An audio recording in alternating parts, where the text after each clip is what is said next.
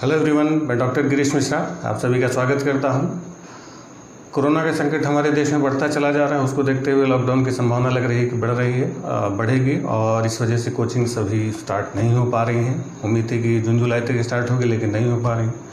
तो इसीलिए क्योंकि एग्ज़ाम्स भी हैं, कोर्स भी हम लोग का बहुत डिले चल रहा है, तो इसी बात को ध्यान में रखते हुए एक नई बैच स्टार्ट कर रहे हैं ऑनलाइन, जिसमें ज्योग्राफी से स्टार्ट होगा और ऑनलाइन वो क्लासेस चलेंगे। रेगुलर एक फिक्स टाइम होगा, उस टाइम पर आप लोग आएंगे ऑनलाइन और वो क्लास स्टार्ट होगी। ऐप पर स्टार्ट होगी, जूम ऐप पर, जिसमें हमारी रेगुलर क्लासेस चलती हैं, उसी पर चलेंगे। तो उसके लिए जो करना चाहता हो उसमें ज्योग्राफी से स्टार्ट होगी वो बैच। तो जिसको भी करना हो इस नंबर पर आप कांटेक्ट कर सकते हैं। रजिस्ट्रेशन आप करा लेंगे, जो रजिस्टर्ड लोग होंगे उन्हीं को लिंक दिया जाएगा और वही लोग उस क्लास को अटेंड करेंगे। वो लाइव क्लास होगी, इसमें हमारा आपका इंटरेक्शन होता रहेगा। हम आपकी बात सुनेंगे, आप हमारी बात सुनते रहेंगे। तो जो लाइव क्लास का एक फील है वो आएगा। हालांकि जो ओरिजिनल क्लासेस चलती हैं ऑफलाइन, उसका वो रिप्लेसमेंट वो नहीं है। फिर भी अभी के दौर में जितने भी हमारे पास सीमित संसाधन हैं उनको देखते हुए, क्योंकि अब तैयारी करनी है, एग्ज़ाम देना है, समय व्यर्थ नहीं कर सकते, और इसलिए अब उस बैच को भी स्टार्ट कर रहे हैं जो काफ़ी दिन से उसकी डिमांड थी। तो इसको करना हो नंबर पर हमारे आप रजिस्ट्रेशन करा लेंगे। आप हमसे मैसेज कर देंगे व्हाट्सएप पर, और जो डिटेलिंग होंगी आपको दे दी जाएगी। उसके बाद फिर हम लोग अपने बैचेस को स्टार्ट करेंगे। और रेगुलर ज्योग्राफी से स्टार्ट होगा 2 जुलाई से, संभवतः 2 जुलाई या 2 जुलाई से इसको स्टार्ट कर देंगे। ठीक है, वो रेगुलर एक फिक्स टाइम होगा शाम को 6 बजे से। चलिए हम लोग बात करते हैं अपने रेगुलर टॉपिक पे। पिछले क्लास में हिस्ट्री के आपके जो वीडियो नंबर 56, 55, 56 तक हम लोग का चला था, उसमें हम लोग फ्रीडम स्ट्रगल चला रहे थे, जिसमें आपको बताया था कि जो 1857 के बाद कंडीशन बदली, राजनीति शुरू हुई, फ्रीडम स्ट्रगल हमारा शुरू होता है। पहले कांग्रेस पार्टी की स्थापना हुई, फिर राजनीति को ले राजनीति उसमें आपस में भी हुई, नरम दल गरम दल के रूप में कांग्रेस बटी, लेकिन आंदोलन होते रहे। उसी दौर में बताया था कि देश में राष्ट्रवाद का उदय हो रहा था, नेशनलिज्म उभर रहा था, और उसी वजह से बंगाल का विभाजन किया कर्जन ने, और बंगाल विभाजन के खिलाफ जो आंदोलन चला, anti partition of Bengal movement, बंग भंग विरोधी आंदोलन। तो ये जो बंग भंग विरोधी आंदोलन था वो हमारे देश में चलने वाला पहला पब्लिक मूवमेंट माना जाता है, और एक हद तक ये सफल भी रहा था। बताया था कि 1911 के दिल्ली दरबार से इसको कैंसिल कर दिया गया। फिर बताया कि 1916 में एक और छोटा सा मूवमेंट चला था, होम रूल आंदोलन, जिससे एनी बेसेंट और तिलक जुड़े हुए थे, आयरलैंड से इंस्पायर्ड था। उसकी डिटेल्स भी आपको बताए थे। और उसी 1916 में आपको बताया था कि कांग्रेस का लखनऊ सेशन हुआ था, और वो कांग्रेस के लखनऊ सेशन में 2-3 खास बातें थी, जिसमें सबसे पहली बात जो थी कि नरम दल गरम दल आपस में मिल गए थे। दूसरी बात आपको बताया कि कांग्रेस और मुस्लिम लीग में एक समझौता हुआ था, जिसको लखनऊ पैक्ट कहा जाता है, लखनऊ समझौता। और तीसरी सबसे खास बात कि 1916 के कांग्रेस सेशन से भारत की राजनीति में गांधी जी का प्रवेश होता है, गांधी जी की एंट्री होती है। और इसके बाद जब गांधी जी हमारी राजनीति में प्रवेश करते हैं तो हमारा जो फ्रीडम मूवमेंट रहता है, हमारा जो स्वतंत्रता आंदोलन रहता है, वो गांधी जी के नेतृत्व में ही धीरे धीरे करके आगे बढ़ता है। और बताया था कि 1916 के बाद हमारी राजनीति में गांधी जी की एंट्री होती है इस लखनऊ सेशन से। तो इसी 1916 से हम लोग गांधी जी को एक तरीके से देखते हैं। तो बताया कि गांधी जी हमारे फ्रीडम मूवमेंट के नायक माने जाते हैं, हीरो माने जाते हैं। तो जब फिल्म में हीरो की एंट्री होती है तो इससे फ्लैशबैक में जाते हैं थोड़ा सा। तो उसी तरीके से 16 में जब गांधी जी की एंट्री होती है तो पहले फ्लैशबैक में हम लोग गए थे। गांधी का जन्म, उनकी जो शुरुआती चीज़ों के कुछ फैक्ट्स थे, आपको बताया था कि वो 1888 में पढ़ने के लिए लंदन गए थे और बैरिस्टरी की पढ़ाई पढ़ के ज्ञान में हम लौटे थे। फिर 93 में दादा अब्दुल्ला के साथ वो साउथ अफ्रीका गए और वहाँ पर सत्याग्रह किया और किस तरीके से अपने आंदोलन बढ़ाए, इसके बारे में चर्चा की थी। और बताया कि फाइनली जब उनके अपने आंदोलनों में सफलता वहाँ पर मिली, तो उसी सफलता के बाद उन्होंने भारत में भी अपने आंदोलन को आगे बढ़ाने का निश्चय किया, और 9 जनवरी 1915 को महात्मा गांधी भारत लौट के आ जाते हैं। इसीलिए हर साल 9 जनवरी को अप्रवासी भारतीय दिवस मनाया जाता है, NRI डे मनाया जाता है। चलिए, तो यहाँ तक आपको हम बता चुके थे 9 जनवरी 1915 तक कि जब गांधी जी भारत पहुँच जाते हैं। तो जब गांधी जी भारत पहुँचे, भारत लौट के आए, तो जो उन्होंने सोचा था, जो वो उम्मीदों के साथ वो आए थे, वैसा भारत उनको नहीं मिला। क्योंकि अफ्रीका में बहुत सबसे बड़े नेता थे, सबसे नामी नेता थे, और उनका बड़ा नाम था, बड़े बड़े आंदोलन उन्होंने चलाए थे। तो उन्होंने वही सोचा था कि भारत में चलेंगे तो यही काम करेंगे। लेकिन भारत में उनसे पहले उनसे बड़े बड़े लोग बैठे हुए थे, बड़े बड़े नेता बैठे हुए थे। आपको बताया था नरम दल गरम दल, मारपीट, जेल उल के सब वापस होकर बैठ चुके थे। तो यहाँ पर उनको बिल्कुल एक नौसिखिया की तरीके से ट्रीट किया गया। जो नया नया आदमी आता है, एक नौसिखिया। तो गांधी जी चैलेंजेस को हमेशा एक्सेप्ट करते थे। चैलेंजेस को एक्सेप्ट करने का मतलब है उनका जीवन संघर्षों से भरा रहा। हमारे इतिहास में बहुत सारे कैरेक्टर रहे, लेकिन सबसे ज़्यादा जो इंस्पिरेशन आपको देंगे, सबसे ज़्यादा जो प्रेरणादायी जो व्यक्तित्व आपको मिलेगा वो गांधी जी का ही मिलेगा।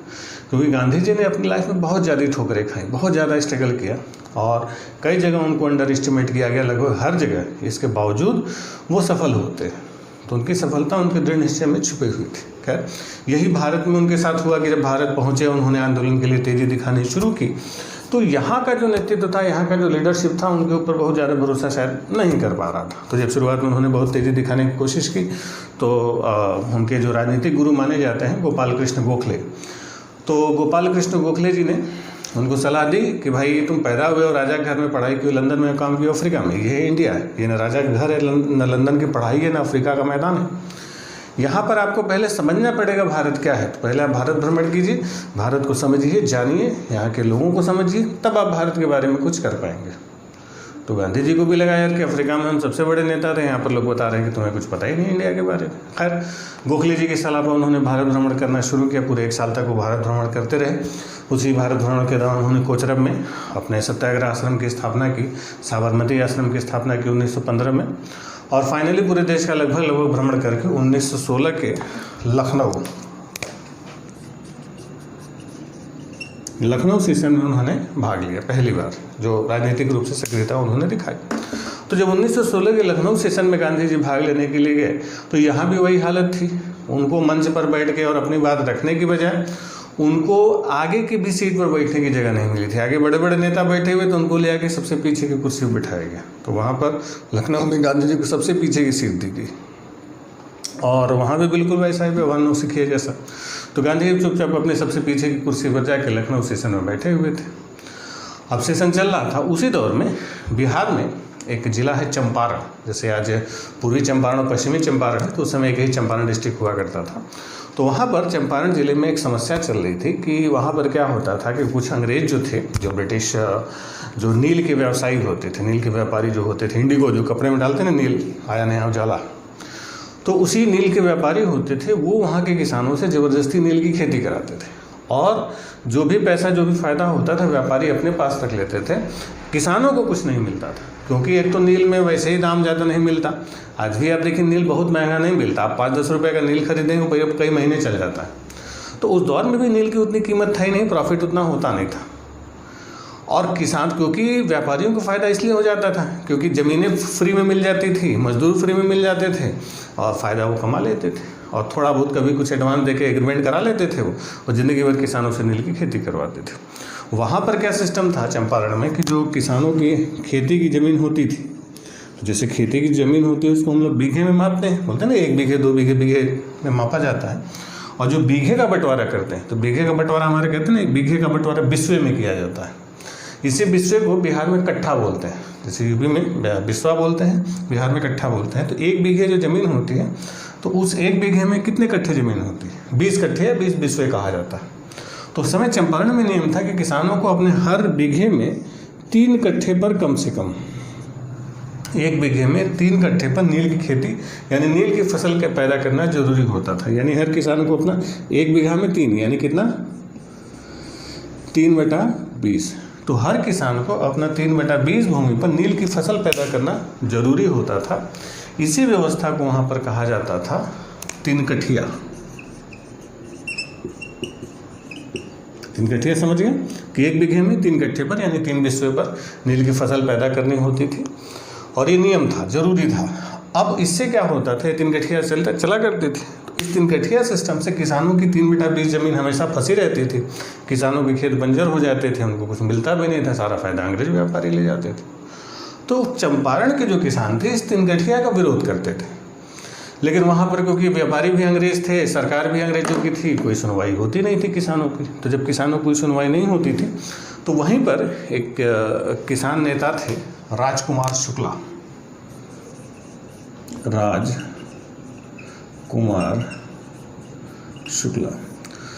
तो जो राजकुमार शुक्ला थे, किसानों के नेता थे, तो इन्होंने सोचा कि वहाँ पर संघर्ष करने का कोई फ़ायदा नहीं, किसी बड़े राजनीतिक पार्टी का अगर सपोर्ट मिले तो शायद 3 कट्ठिया पर हमें कुछ राहत मिल सकती। तो राजकुमार शुक्ला ने भी कांग्रेस का समर्थन प्राप्त करने के उद्देश्य से 1916 के लखनऊ सेशन में पार्टिसिपेट किया। तो वो भी अपने तिनकठिया के मुद्दे को लेकर लखनऊ पहुंचे हुए थे और वहाँ पर उन्होंने कांग्रेस के अग्रणी नेता जो थे उनसे बातचीत करनी शुरू की, समय लेकर मीटिंग करना शुरू किया कि भाई हमारे पास तिनकठिया की समस्या है, इसका कुछ समाधान किया जाए। लेकिन आपको बताया कि कांग्रेस उस समय एक राष्ट्रीय पार्टी थी, नेशनल लेवल की पार्टी थी। अब इतनी बड़ी राष्ट्रीय पार्टी, अब वो कहाँ तिनकठिया चारकठिया के मुद्दे को लोग सुनते। तो कांग्रेस के जो लीडर्स थे, जो बड़े बड़े नेता थे, उन लोगों ने इस तिनकठिया के ऊपर कोई भाव ही नहीं दिया, कुछ सुनने को तैयार नहीं हो रहे थे वो लोग। अब क्योंकि उन लोगों को लगता था कोई राष्ट्रीय मुद्दा हो तो उठाया जाए, छोटे मुद्दे को नहीं उठाएंगे। तो वही आगे के नेताओं के पीछे पीछे राजकुमार शुक्ला घूम रहे थे कि हमारी बात सुन लिया जाए, हमारी बात सुन लिया जाए। कोई सुनने को तैयार नहीं हो रहा था। तो जब आगे की सीटों वाले दिखाने की बहुत ज़्यादा पीछे पड़ा हुआ है, तो आगे वालों ने क्या किया कि अपना पीछा छुड़ाने के लिए पीछे का रास्ता दिखा दिया राजकुमार शुक्ला को कि पीछे चले जाओ। एक तो भाई साहब बैठे हुए अफ्रीका से आए, अफ्रीका में बहुत कमाल दिखाए हैं, यहाँ पर बस उनको मौका नहीं मिल रहा। मौका मिलेगा तो चलो वो दिखाएंगे अपना, बस अगर अपनी बात तुम समझा गए, क्योंकि यहाँ पर बिल्कुल फिलहाल फ्री हैं, कुछ आंदोलन उन्होंने किया नहीं है, अफ्रीका में बहुत सफलता मिली है। अगर गांधी जी को अपनी बात समझा गए तब तो समझ लो काम तुम्हारा हो गया, नहीं तो आगे तो कोई तुम्हारी सुनने का नहीं। तो आगे वालों ने अपना पीछे छुड़ाने के लिए गांधी जी को पीछे सरका दिया। पीछे जाके गांधी जी के पास वो बैठे, गांधी जी को अपना अभिनंदन किया और गांधी जी के पास जाकर उन्होंने अपनी समस्या बताई कि चंपारण में तिनकठिया की समस्या चल रही, इस तरीके से अंग्रेज शोषण कर रहे हैं। अब गांधी जी भी कहाँ अफ्रीका और लंदन और बड़ी बड़ी बातें, देश दुनिया के घूमे हुए व्यक्ति, अब उनको चंपारण के तिनकठिया समझाया जा रहा था, तो उनकी भी समझ में नहीं आया। अब गांधी जी की आत्मकथा पढ़ेंगे माई एक्सपेरिमेंट विद ट्रूथ में, तो उसमें गांधी जी ने खुद लिखा कि जब राजकुमार शुक्ला ने उनको चंपारण के बारे में बताया तो गांधी जी ने खुद चंपारण शब्द ही पहली बार सुना था। लेकिन चंपारण है क्या, आदमी है, बैल है, हाथी है, घोड़ा है, जिला है, कुछ नहीं पता। अब चंपारण के बारे में सुना नहीं और पूरा तिनकठिया चारकठिया समझाया पड़ा है लड़का। तो गांधी जी ने भी मुंडे हिला दी कि ना भाई हमारी समझ के तो बाहर है, चंपारण हमें तो समझ में नहीं आ रहा है। तो जब गांधी जी ने मना किया कि भाई हमें समझ में नहीं आ रहा, तब फिर अब उसको भी डाउट हुआ कि अब गांधी जी सबसे लास्ट में थे, उनके बाद कोई था भी नहीं, डूबते को तिनके का सहारा। तो उसने देखा कि जब गांधी जी ऐसे नहीं मान रहे तो उसने चढ़ाना शुरू किया कि भाई हमने सुना है कि आपने अफ्रीका में ऐसा किया है, आपने अफ्रीका में वैसा किया है, आपने ये किया, आपने वो किया। और उसने गांधी जी को बहुत देर तक चढ़ाया और तब तक चढ़ाया जब तक गांधी जी चढ़ नहीं गए। जब जबरदस्त उसने इतना चढ़ा दिया राजकुमार शुक्ला ने, तब गांधी जी को लगा कि अब तो चलना ही चाहिए, क्योंकि राजकुमार शुक्ला ने बहुत जम के तारीफ की थी गांधी जी की उस दिन। तो गांधी जी ने क्योंकि बताया कि उनको कुछ पता था नहीं, तो उन्होंने बस एक आश्वासन भर दिया। ना गांधी जी भी सीधे सीधे तैयार नहीं हुए, केवल उन्होंने एक आश्वासन दिया कि ठीक है देखते हैं, केवल एक टालने के लिए कि भाई चलो देखा जाएगा। तो बस ठीक है कहते हैं, इतना आश्वासन भी राजकुमार शुक्ला के लिए काफ़ी था, क्योंकि बताया कि सबसे लास्ट में गांधी जी, उसके बाद कोई था भी नहीं। तो राजकुमार शुक्ला के पीछे पड़ गए, ठीक है जब देखेंगे तो दिखाई देंगे आपको। कांग्रेस का सेशन खैर लखनऊ वाला ख़त्म हुआ, लखनऊ वाला सेशन ख़त्म हुआ, लोग अपने अपने घरों हो गए। लखनऊ सेशन निकल के गांधी जी पहुंचते हैं कानपुर। तो जब गांधी जी लखनऊ से कानपुर पहुंचे तो पता चला कि राजकुमार शुक्ला कानपुर भी पहुंचे उनके पीछे पीछे के, जो आपने कहा था लखनऊ में देखेंगे तो देख लीजिए ज़रा चल के। तो गांधी ने कहा कि भाई अभी तो कह के आए, इतना जल्दी थोड़े जाएंगे, अभी थोड़ा समय दीजिए। चलिए कानपुर से फिर पीछा छुड़ा, कानपुर से पीछा छुड़ा के गांधी जी पहुँचे अहमदाबाद में। अब अहमदाबाद पहुंचे तो पता चला अहमदाबाद में राजकुमार शुक्ला पीछे पीछे पहुंचे। वो आपने लखनऊ में कहा था तो हम अहमदाबाद चले गए आपको लेने के लिए। तो जब राजकुमार शुक्ला गांधी जी का पीछा लखनऊ कानपुर से होते हुए अहमदाबाद तक दिए, तब अहमदाबाद में गांधी जी को थोड़ा सा लगा कि यार अब इतना लड़का पीछे पड़ा है, तब तो कुछ करना ही चाहिए। तो फिर गांधी जी ने अब थोड़ा सा ठोस आश्वासन थोड़ा सा और दिया कि ठीक है जब इतनी दूर तक आ गए हैं तब तो देखना ही पड़ेगा। तो उनका अभी भी सीधे सीधे तो नहीं जाएंगे, अगले साल हमें कलकत्ता जाना है किसी काम से, तो कलकत्ता से वापसी में अगर समय बचेगा तो चंपारण हम देख लेंगे। तो जब गांधी जी कलकत्ता का आश्वासन पाया राजकुमार शुक्ला ने तो कहा ठीक है कलकत्ता में भी देख लेंगे आप।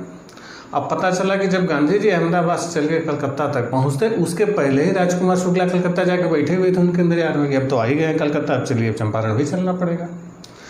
तो जब अहमदाबाद से लेके राजकुमार शुक्ला ने गांधी जी का पीछा जो था वो कलकत्ता तक किया, पूरा लखनऊ कानपुर अहमदाबाद, जब कलकत्ता तक जाके गांधी जी का पीछा किया तब फिर गांधी जी बंध गए कि अब बस बहुत हो गया, अब इतना पीछे पड़े तब तो चलना ही पड़ेगा। गांधी जी ने अपने बायोग्राफी में खुद लिखी कि इस किसान नेता ने इतना मुझे बाध्य कर दिया था चंपारण जाने के लिए, इतना वो लगा रहा था गांधी जी के पीछे पीछे पीछे हर जगह।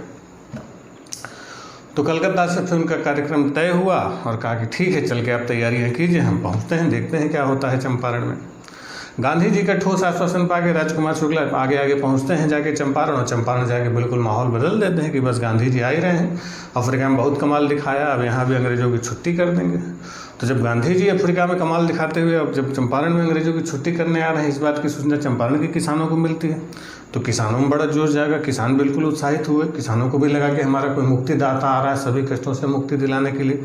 तो किसान बिल्कुल उत्साहित हुए, किसानों में बिल्कुल जोश जागा, आंदोलन का माहौल बनने लगा। तो एकदम चंपारण के लोगों के अंदर बिल्कुल जोश उत्साह बिल्कुल भरना शुरू हो गया। तो जब चंपारण के लोगों में ये सब हुआ, जब लोग जोश में आने लगे, नारे लगने लगे, तब फिर चंपारण के मजिस्ट्रेट को पता चला कि कुछ बवाल होने वाला है। वहाँ उसको खबर लगी जो है कि मुखबिरों से कि यहाँ कोई बवाली आदमी आ रहा है। तो मजिस्ट्रेट ने मना किया कि नहीं, हमारे चंपारण जिले में कोई बवाल नहीं होगा। तो ये बताया गया कि महात्मा गांधी नाम का कोई आदमी है जो अफ्रीका में बहुत कमाल दिखाया है, यहाँ भी आके बवाल करने वाला है। तो चंपारण में, इससे पहले गांधी जी चंपारण आते, चंपारण के मजिस्ट्रेट ने गांधी जी के चंपारण एंट्री पर रोक लगा दी। कोई गांधी नाम का आदमी आएगा ही नहीं, सीधे मना कर दे कि नहीं आना। अब पता चला कि गांधी जी गए नहीं, ये सब हल्ला गुल्ला मचा के रोक पहले लगवा के भारी हो गए। अब इधर तय समय पर ट्रेन से गांधी जी चंपारण पहुंचते हैं तो पता चला मजिस्ट्रेट ने पूरा स्टेशन गिरवा दिए फोर्स लगा के, खुद ही खड़ा हो गए, कौन है गांधी जो हमारे मना करने के बावजूद चला रहा है।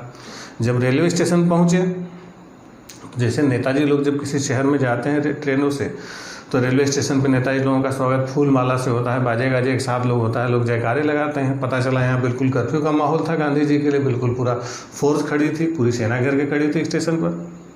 तो गांधी जी को लगा कहीं गलत जगह तो नहीं आ गए। तो अपने साथियों से पूछा भाई ये सब क्या चल रहा है, तो बताया गया नहीं, बिल्कुल सही जगह आए हैं। और ये जो पूरा माहौल आप देख रहे हैं, पूरा फोर्स आप देख रहे हैं, मजिस्ट्रेट देख रहे हैं, ये सारा का सारा आप ही के स्वागत के लिए लगा हुआ। तब गांधी जी समझे कि लड़का फंसाया हमको इस बार। अब गांधी जी की जो राजनीति थी, आपको जैसे बताया गांधी जी से पहले भी बहुत सारे नेता थे और गांधी जी के बाद भी बहुत सारे नेता आए, लेकिन नोटों पर सब लोग नहीं छपता। नोटों पर कौन छप के आते हैं? गांधी जी छप के आते हैं। तो गांधी जी की राजनीति की ऐसी क्या विशेषता थी कि जो बाकी सारे नेताओं से वो बिल्कुल अलग थे या सब पर भारी पड़े? तो गांधी जी की राजनीति की जो सबसे बड़ी विशेषता थी, सबसे मुख्य जो विशेषता थी, वो थी उनकी टाइमिंग। समय की पकड़ गांधी जी को बड़ी जबरदस्त थी। जितना टाइम जजमेंट गांधी जी का अच्छा था, उतना भारत के किसी नेता में कभी नहीं रहा। गांधी जी समय को बड़ा अच्छा पकड़ते, समय पड़ने पर कब कदम आगे लेके जाना और कब कदम पीछे लेके आना। पीछे हट, जब देखते थे कि माहौल अनुकूल नहीं है तो पीछे हटने से भी, पलटी मारने से भी नहीं चूकते थे, और माहौल जब देखते थे ठीक ठाक अपने पक्ष में है तो आगे बढ़ने से भी नहीं चूकते थे। तो यहाँ पर गांधी जी देख रहे हैं कि एक आदमी को रोकने के लिए पूरी फोर्स खड़ी, पूरी सेना खड़ी, मजिस्ट्रेट खुद खड़ा, तो यहाँ पर गांधी जी क्या करेंगे? आगे बढ़ेंगे। क्यों? क्योंकि गांधी जी देख रहे हैं कि एक आदमी के लिए इतनी सारी व्यवस्था बनाई हुई है, इसका मतलब इनके दिमाग में हमारे लिए डर बैठा हुआ है। अगर ये हमसे नहीं डरते, यानी अगर इनके दिमाग में हमारे लिए डर नहीं होता, तो एक आदमी की पकड़ने के लिए 2 सिपाही काफ़ी होते हैं। 2 सिपाही थाने से लाते और टांग के ले जाते कि चलो थाने साहब बुलाए। एक आदमी के लिए इतनी बड़ी व्यवस्था, बिल्कुल कर्फ्यू जैसा माहौल बना देना, यानी गांधी जी समझ गए कि यहाँ पर हमारे लिए डर का माहौल है, ये मजिस्ट्रेट हमसे डर रहा है, ये हमारा कुछ नहीं करेगा। गांधी जी बड़े आराम से शान से निकलते हैं और जाके मजिस्ट्रेट से बातचीत करते हैं, ये सब कितना बड़ा माहौल आपने क्यों बना रखा? तो बताया मजिस्ट्रेट ने कि हमने सुना है कि बड़े बवाली आदमी, बहुत बवाल कराए हैं आप। बोले बिल्कुल नहीं, आपको हमें देख के लग रहा है कि हम बवाल करा सकते हैं? बोले देख के तो नहीं लगता। तो भाई ने कहा कि हम कुछ करना नहीं आए हैं, बस हमने सुना है कि भाई किसानों को बहुत सारी समस्या है, हम किसानों से मिलना चाहते हैं। मजिस्ट्रेट ने कहा किसानों को कोई समस्या नहीं है, आप नहीं मिल सकते। तो बोले जब समस्या ही नहीं है तो मिलने का क्या, नहीं मिलने का क्या मतलब है? आप मिलने से रोक रहे हैं, इसका मतलब कुछ ना कुछ गड़बड़ है। तो उसने कहा कि मिलने से इसलिए रोक रहे हैं कि भैया बवाल नहीं कराते। गांधी उन्होंने कहा कि भाई हम कैसे बवाल करा सकते हैं आपके रहते हुए? गांधी जी वकील आदमी थे, बढ़िया से समझाया मजिस्ट्रेट को। मजिस्ट्रेट भी जानता था गांधी जी के बारे में कि बहुत बवाल कराया है अफ्रीका में, तो यहाँ भी बवाल नहीं कराना चाहता था। तो उसने भी शांति से बीच का रास्ता निकाला। ठीक है, अगर आपको लगता है कि भाई किसानों से मिलना चाहिए तो आप शांतिपूर्वक किसानों से बातचीत कीजिए। उन्होंने उनकी जो शिकायतें, अगर आपको लगती हैं शिकायत, वैसे तो कोई शिकायत हमें नहीं लगती, अगर किसानों को शिकायत हो तो उसको लिखित रूप में हमारे पास पहुँचाइए, हम उस पर विचार करेंगे। और आपको इस मामले में कोई मदद चाहिए हमारी तो बताइए, हम आपकी मदद क्या करेंगे। अगर आप चाहेंगे तो कुछ मदद हम कर देंगे, अगर किसानों से आप शांति से बात करना चाहते हैं। तो गांधी ने कहा ठीक है, आप हमें सरकार की तरफ से एक टेबल 2 कुर्सी दिलवा दीजिए। भाई 1 टेबल 2 कुर्सी रहेगा तो हम लोग किसानों बैठ के बातचीत करें, उनको शिकायतों को लिखने में थोड़ी सुविधा होगी। मजिस्ट्रेट ने कहा ठीक है। बैलगाड़ी पर एक टेबल और 2 कुर्सी मंगवाई गई। किसी के साथ गांधी जी निकलेंगे किसानों से मिलने के लिए, लेकिन मजिस्ट्रेट ने कहा कि आप अगर किसानों को भड़काए तो। मैंने कहा नहीं भड़काएंगे। तो मजिस्ट्रेट ने कहा कि हमारा एक अफसर सादी वर्दी में आपके साथ रहेगा, जो ये देखता रहेगा कहीं आप किसानों को भड़का तो नहीं रहे, आपके और किसानों की बातचीत को बहुत ध्यानपूर्वक सुनेगा। तो गांधी जी ने कहा ठीक है, आप कुर्सी 2 की बजाय 3 करवा दीजिए, उसको भी बिठा देंगे। तो बैलगाड़ी मंगाई गई, उस पर एक टेबल 3 कुर्सियाँ ला दी गई, एक अफसर, बाकी गांधी जी ने उस काफिले को लेकर निकले किसानों से मिलने के लिए। अब जो सुविधा मजिस्ट्रेट ने गांधी जी को दी थी, उसी सुविधा का गांधी जी ने तमाशा बना दिया, और उसी जो रैली निकाली, वो जो ब्रिटिश जो अफसर का जो जुलूस निकाला, और किसानों को समझाना शुरू कि भाई आप किससे डर रहे हैं। किसानों ने कहा भाई सरकार हमारी सुनती नहीं, सरकार हमारी कोई सुविधा नहीं देती। गांधी ने कहा ये क्या सुविधा दे रही है, आपको टेबल दे रही है, कुर्सी दे रही है, आप बैठ के बातचीत कीजिए। तो उन्होंने कहा कि अफसर नहीं सुनते हैं। बोले अफसर क्यों नहीं सुनते, देखिए तो अफसर आपकी बात सुनने के लिए आए हुए हैं, उससे भी हम हुंकारी भरवाते थे कि भाई बताओ भाई तुम किस लिए आए, तो बताता था भाई आप लोग की बात सुनने के लिए। बोले बताओ साहब इतने दूर से आए तुम्हारी बात सुनने के लिए, तो लोग कहते हैं कि सरकार बातें नहीं सुनते, बस बात सुनाने का तरीका होना चाहिए। अब ऐसा भारत में पहली बार हो रहा था कि ब्रिटिश संसाधनों का इस्तेमाल ब्रिटिश सरकार के खिलाफ किया जा रहा था। वो जो थोड़ी सुविधा दी उसका गांधी ने तमाशा बनाया। अब ये चीज़ें अखबारों में जब छपने लगी, खबर इसकी बनने लगी, तस्वीरें आने लगी, तो धीरे धीरे लोगों का जोश और उत्साह बढ़ता रहा। किसान भी खुल के आए, अपनी शिकायतें उन्होंने खुल के लिखवाई गांधी जी। गांधी ने सारी शिकायतें लिखी और उसको जो है कि मजिस्ट्रेट के पास दिया अच्छे से। मजिस्ट्रेट ने भी उस पर बहुत कार्रवाई, बड़ी कार्रवाई तो नहीं की। जो किसानों का थोड़ा बहुत था 20-25% राशि थी वो वापस करवाई, बाकी जो 3 कठिया की जो प्रणाली थी इसको उन्होंने ख़त्म करवा दिया। यही गांधी जी की भारत में पहली सफलता थी जो हुई थी। जो पहला आंदोलन हुआ था 1917, और ये आंदोलन कौन सा था, चंपारण का। तो ये जो चंपारण है यही गांधी जी का भारत में पहला राजनीतिक आंदोलन माना जाता है। चंपारण आपको बताया किस मुद्दे पर हुआ था, 3 कठिया के मुद्दे पर, यानी 3/20 जमीन पर किसानों को नील की फसल पैदा करना अनिवार्य था। और इसके लिए गांधी जी को किसने तैयार किया था, राजकुमार शुक्ला ने। और भी कई सारे नेता थे जिन्होंने चंपारण में गांधी जी की मदद की थी, जिसमें डॉक्टर राजेंद्र प्रसाद, JB कृपलानी, महादेव देसाई, मजरुल हक, नरहरि पारिक और बृज किशोर शुक्ला। तो ये सारे कुछ नेता थे जिन्होंने गांधी जी की चंपारण में मदद की थी। और इसी चंपारण की सफलता के बाद रविन्द्रनाथ टैगोर ने गांधी जी को उपाधि दी, किसकी, महात्मा की। तो गांधी जी को जो महात्मा की टाइटल मिली, महात्मा की उपाधि मिली थी, वो किसके बाद मिली थी, चंपारण के बाद ही मिली थी। और किसने दिया था, रविन्द्रनाथ टैगोर ने। खैर, तो इसके बाद गांधी जी काफ़ी लोकप्रिय होते हैं। हालांकि एक नेता थे जिन्होंने गांधी जी के इस चंपारण आंदोलन का विरोध भी किया था, उनका नाम था NG रंगा। NG रंगा ने इस चंपारण आंदोलन का विरोध भी किया था। खैर, विरोधी हर समय होते हैं, कुछ भी अच्छा काम करेंगे 1-2 विरोधी आपको मिल जाएंगे। चलिए खैर, तो जब चंपारण में गांधी जी को सफलता मिली तो यहाँ पर एक बात गांधी जी को अच्छे समझ में आ गई थी कि अपना बाजार बड़ी जगह पर नहीं है, अपना बाजार छोटी जगहों पर है, छोटे शहरों पर है, छोटे मुद्दों पर है। तो इसी के साथ गांधी जी ने क्या किया कि जो बड़े शहर और बड़े मुद्दों की बजाय जो छोटे छोटे मुद्दे थे छोटी छोटी जगहों पर, उसको चुनना शुरू किया। इसके बाद उन्होंने अगला जो आंदोलन चलाया वो 1918 में चला, अहमदाबाद का। अहमदाबाद में क्या हुआ था कि वहाँ पर सूती कपड़े की मिलें आज भी बहुत ज़्यादा है। अहमदाबाद भारत का मैनचेस्टर कहा जाता है। तो सूती कपड़े की बहुत सारी फैक्ट्रियाँ होती थी। तो हुआ क्या कि जैसे पहले क्या था कि बॉम्बे में पड़ता था ये सब, तो पहले वहाँ पर प्लेग बहुत फैलता था। तो जब प्लेग फैलता था तो वहाँ की फैक्ट्रियाँ अपने मज़दूरों को बोनस देती थी, जिसको प्लेग बोनस कहा जाता था। तो उस साल फैक्ट्रियों ने अपने मज़दूरों को प्लेग बोनस नहीं दिया। मज़दूरों ने डिमांड की कि हमें 35% प्लेग बोनस दिया जाए, यानी मज़दूरों की डिमांड कितनी थी, 35% की बोनस की डिमांड थी कि हमको प्लेग बोनस दिया जाए। लेकिन फैक्ट्रियों ने मना कर दिया। तो मजदूरों ने आंदोलन किया, उसी आंदोलन का समर्थन किया गांधी जी अहमदाबाद जाते हैं, जाकर उन्होंने धरना दिया। और यही अहमदाबाद गांधी जी का भारत में पहला आंदोलन था जिसमें पहली बार इन्होंने भारत में की अपनी भूख हड़ताल। तो गांधी जी की जो पहली भारत में भूख हड़ताल हुई, पहली हंगर स्ट्राइक हुई थी, वो कहाँ हुई थी, अहमदाबाद में हुई थी। तो यहीं पर उन्होंने भूख हड़ताल की गांधी जी के दबाव के आगे। फैक्ट्रियों को झुकना पड़ा था, हालांकि 35% की डिमांड थी, 35% नहीं दिला पाए, थोड़ा ही मिला लेकिन मिला, यानी आंदोलन भी कुछ हद तक सफल रहा।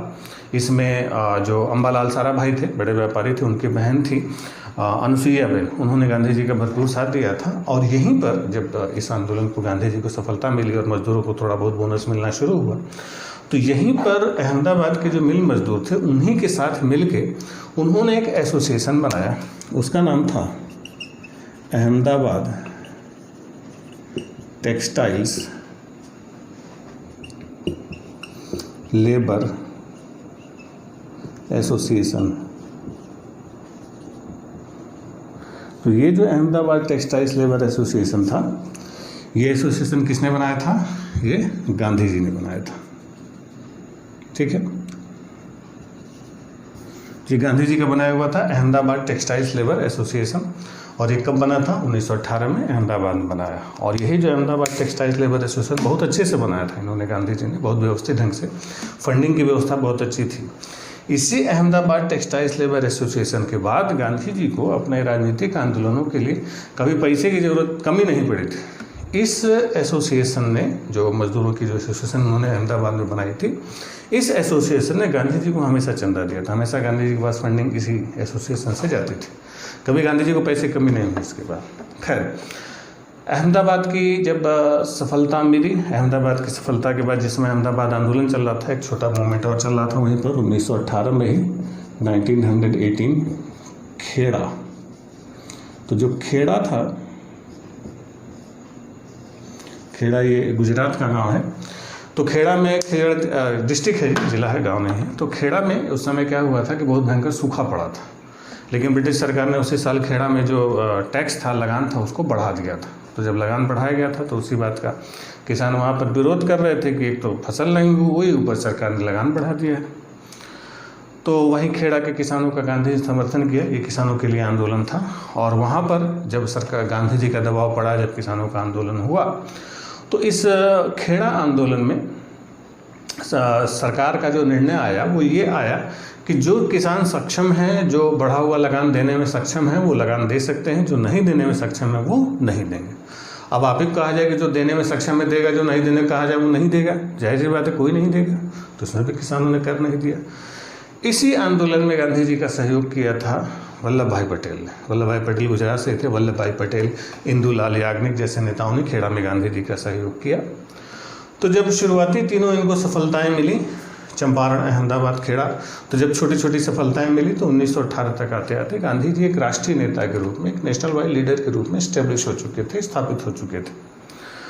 अब गांधी जी छोटे छोटे आंदोलनों की सफलता से प्रेरणा लेने के बाद अब गांधी जी सोच रहे थे कि बड़ा आंदोलन शुरू हो राष्ट्रीय स्तर का, क्योंकि छोटे में तो ठीक ठाक अब चल गया था मामला। यानी अब उनको जो प्रैक्टिकल वो कर रहे थे वो सफल हो रहा था। अब यहाँ के बाद उनको लगने लगा कि बड़ा राष्ट्रीय आंदोलन होना चाहिए। अब सन 1918 में ही गांधी जी को लग गया था कि देश को बड़े राष्ट्रीय आंदोलन की ज़रूरत है। लेकिन गांधी जी क्या करते थे कि जैसे आपको बताइए, गांधी जी की जो राजनीति थी, एक चीज़ ध्यान रखेंगे, गांधी जी बहुत अच्छे पॉलिटिशियन थे, राजनीतिक थे। जैसे गांधी के नाम के आगे महात्मा लगा रहता है तो लोगों को लगता है फिलोसफर होंगे, दार्शनिक होंगे, धर्म दर्शन। गांधी जी के लिए सब कुछ राजनीति थी, धर्म दर्शन से कोई मतलब था नहीं। गांधी जी बहुत बेहतरीन पॉलिटिशियन थे, ध्यान रखें, केवल राजनीतिक थे। और जब भी कोई आंदोलन, उनकी राजनीति की जैसे सबसे खास बात आपको बताई थी, पहले नंबर की उनकी टाइमिंग थी। दूसरी सबसे खास बात थी कि गांधी जी कोई भी आंदोलन, कोई भी मूवमेंट बिना किसी ठोस बहाने के नहीं करते थे। जब तक कोई ठोस रीजन नहीं मिलता था तब तक गांधी जी किसी आंदोलन को आगे बढ़ाते ही नहीं थे। और जब तक कोई ठोस बहाना नहीं मिलता था तब तक उसको ख़त्म भी नहीं करते थे। जैसे अन्ना हजारे एक तरह नहीं कि जब मन के तब धरने बैठ गए, जब मन के तब जूस पी के धरना खत्म कर दिया। धरना क्यों हुआ, क्यों खत्म हुआ, पता नहीं चलता है। लेकिन गांधी जी के साथ ऐसा नहीं था। जब तक सॉलिड रीजन नहीं मिलता था तब तक वो आंदोलन के लिए कदम बढ़ाते ही नहीं थे। 18 के बाद उनको लगने लगा था कि राष्ट्रीय आंदोलन होना चाहिए, लेकिन कोई बहुत सॉलिड रीजन नहीं मिल रहा था। गांधी जी ने वेट किया, रीजन मिला इनको अगले साल। हुआ ये था कि उस समय पंजाब में क्रांतिकारी गतिविधियाँ बहुत ज़्यादा बढ़ गई थी। अलग से हम लोग क्रांतिकारी आंदोलनों का एक चैप्टर होगा, अलग से उस पर एक वीडियो करेंगे। तो पंजाब में क्रांतिकारी गतिविधियों की बढ़ती हुई घटनाओं को देखते हुए सरकार ने 1917 में सिडनी रोलेट की अध्यक्षता में कमेटी बनाई थी, जिसको रोलेक्ट कमेटी कहा जाता है। इस रोलेक्ट कमेटी ने 1918 में अपनी रिपोर्ट दी और उसी रिपोर्ट के आधार पर 18 मार्च 1919 को 18 मार्च 1919 को एक एक्ट पास किया जिसको कहा जाता है रोलेक्ट एक्ट। रोलेक्ट एक्ट कब पास हुआ? 18 मार्च 1919 को। इसको डिटेल में कहा जाता है क्रांतिकारी और अराजकतावादी अधिनियम, शॉर्टकट में रोलेक्ट एक्ट कहा जाता है। अब इस रोलेक्ट एक्ट ने अचानक से हमारी देश की राजनीति में आग लगा दी। आग लगाने का मतलब है कि बहुत बवाल हुआ और इसी के बाद से हमारे जो मूवमेंट्स थे, जो आंदोलन थे, उसमें क्रांतिकारी बदलाव आया और इसी बहाने को, यही जो रोलेक्ट एक्ट के बाद जो घटनाएं हुई, उसी घटनाक्रम का बाखूबी इस्तेमाल किया गांधी जी ने। जैसे पता है, गांधी जी बहुत ठोस इस्तेमाल करते थे, राजनेता बहुत बढ़िया थे।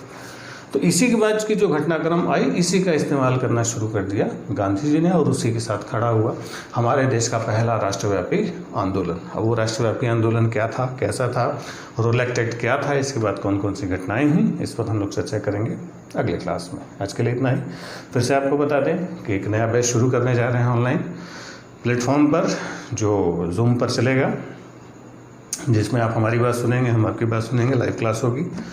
उसके लिए रजिस्ट्रेशन आप इस नंबर पर, जो नंबर दिया हुआ है, उस पर आप मैसेज करके करा सकते हैं। जो रजिस्टर्ड कैंडिडेट होंगे केवल वही क्लास करेंगे, उन्हीं के पास लिंक जाएगी, वही लोग क्लास कर सकते हैं और उसकी सारी डिटेल आपको बता दी जाएगी। ग्रुप में बाकी इन्फॉर्मेशन जो हमारे ग्रुप में डायरेक्टली जुड़े हुए हैं, जो लोग ऐप पर अब तक क्लास चल रहे हैं, उनसे वो लोग भी इसको कर सकते हैं। ठीक, चलिए, तो आज के लिए इतना ही। मिलते हैं हम लोग अगली वीडियो में। तब तक के लिए थैंक यू, बने रहिए।